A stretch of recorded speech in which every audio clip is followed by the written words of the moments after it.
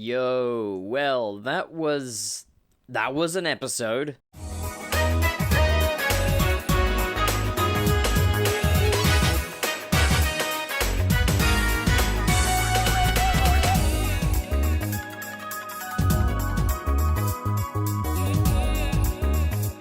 Fugitive of the Judoon has a lot of big stuff going on with it, which kind of sets up the kind of course of where Doctor Who is going for perhaps the foreseeable future, or maybe just the rest of this season. I mean, it's mid-season, let's not forget. You gotta think it's a 10-episode season, so episode 5 is gonna have big stuff going on with it if they want to do this whole story arc business. Now, I'm gonna start off spoiler-free. You'll be given plenty of warning when I do go into spoiler territory. So the Judoon are back, and they're looking out for a fugitive on planet Earth, and the Doctor's just like, well, they shouldn't be here. This isn't really their business to be dealing with. They don't have jurisdiction here, and the Judoon are a dodgy bunch of space cops. So she's got to go do something about it. And gotta say, the Judoon are everything you'd expect the Judoon to be. They're fun. They're just enjoyable little rhino alien police officers. And they're a fun presence to have on screen. I've noticed that Chris Chibnall has been going kind of nuts with bringing back every villain that he possibly can, which is a good thing because we got a little sample of his own villains last season, and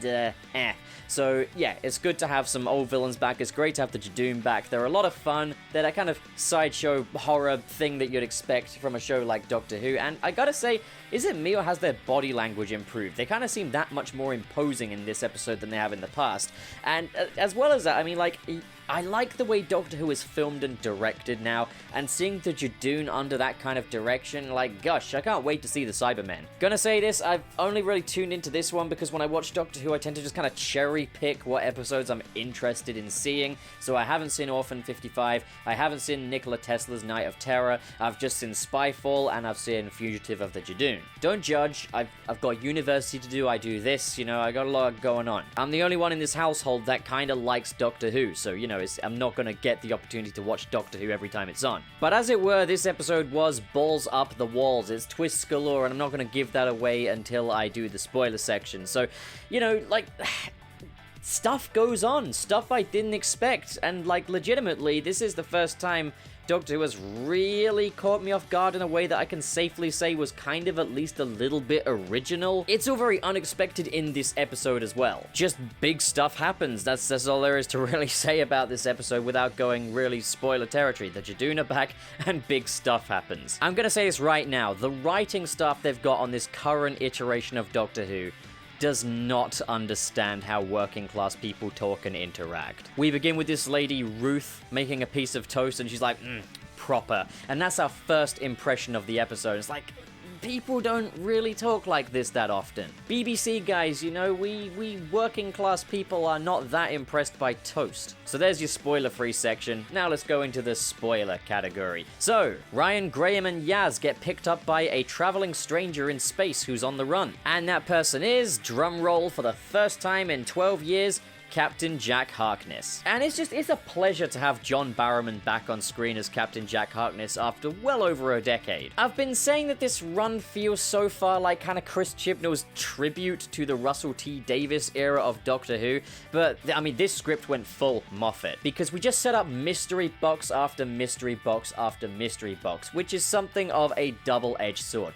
because mystery boxes in Doctor Who have been used so much they've become a cliche. Oh yeah, we're going to touch on this one little idea. We're just going to hint at something. Right, we're going to leave it for half a season. Right, bring it back. Bam. Okay, it's something. But we're going to find out what that is later on. Okay, we're going to plant it. Okay, maybe next season you'll find out what it is. I think people are just kind of growing impatient of this storytelling style. And this episode kind of sets up a lot of that to come. Why is Captain Jack Harkness back? To warn the Doctor about the lone Cyberman. And that's all he does, and he doesn't actually get to interact with the 13th Doctor. He kind of just stands still in his own spaceship, which is a single room, while Ryan, Yaz, and Graham just kind of stand at the opposite end of the room. They never kind of walk closer to him. I've always kind of wondered this about Ryan, Graham, and Yaz, is why are they always stood in a line? That's just kind of, it's weird, it's oddly directed. And they're, of course, all like, oh, what's the Cyberman? What's the Cyberman? It's like, guys, were you just asleep for the Battle of Canary Wharf? Were you just, like, asleep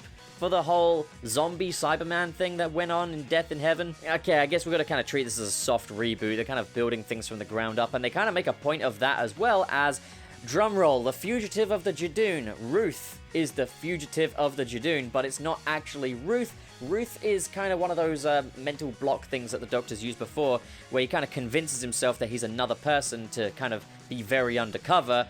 Yeah, it's the Doctor. And we're implying that she was the Doctor before Jodie Whittaker's Doctor, which would mean that in the context of this universe, Jodie Whittaker, the 13th Doctor, is not the first female Doctor. Heck, she might not even be the 13th Doctor. There could be way more ahead of her. And that also makes Ruth the first Doctor of color, so yay.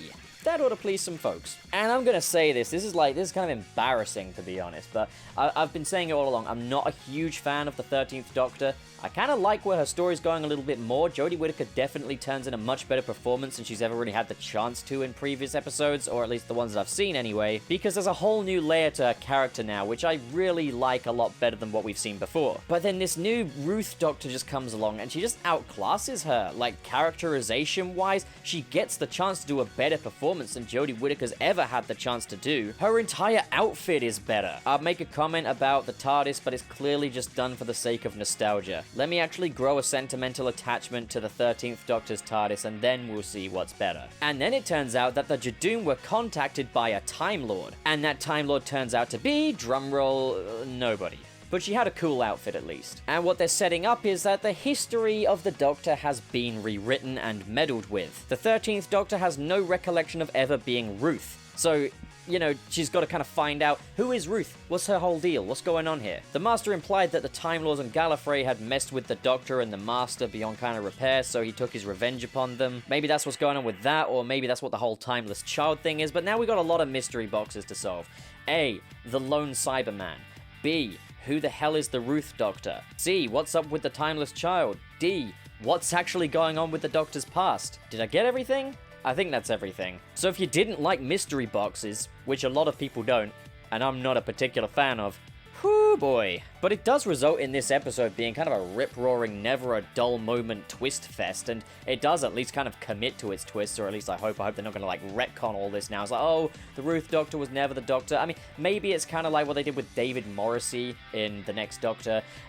As I say, a twist like this has kind of been done. It's kind of similar to the whole John Hurt thing in Day of the Doctor. I will say this, I think Chris Chibnall does nostalgia a bit better than Stephen Moffat did. It at least seems to kind of, I don't know, blend better? I just feels more organic, I guess. I don't know how I feel about the Doctor kind of lumping the Cybermen in with the Daleks, saying, oh yeah, they're up there with them. It's like, no, they're not. Like, were you asleep during the Battle of Canary Wharf as well? The Daleks are way worse than the Cybermen. Loose ends, loose ends. This episode opens up a lot of them. So the remaining 5 episodes of this season are going to need to be, they're going to need to be packed.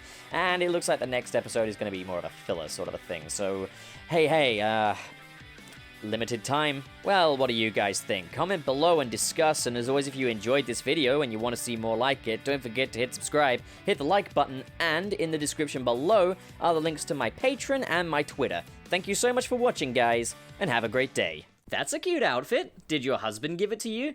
Because you could get a way better costume from Zentai Zone. Check out their range of custom-made, tailored superhero costumes. Ridiculously good quality, value, and customization. Link is in the description below, as well as my coupon code CHANNELPUP, where you can get a discount off of your purchase. And while you're at it, why not get your suit designed by my talented buddy Dan from New Blood Dan's workshop? You can contact him via the link in the description below. Seriously, guys, you do not want to miss out on your chance to be your favorite superhero and feel authentic and professional. And you don't want to miss out on that Channel Pup discount.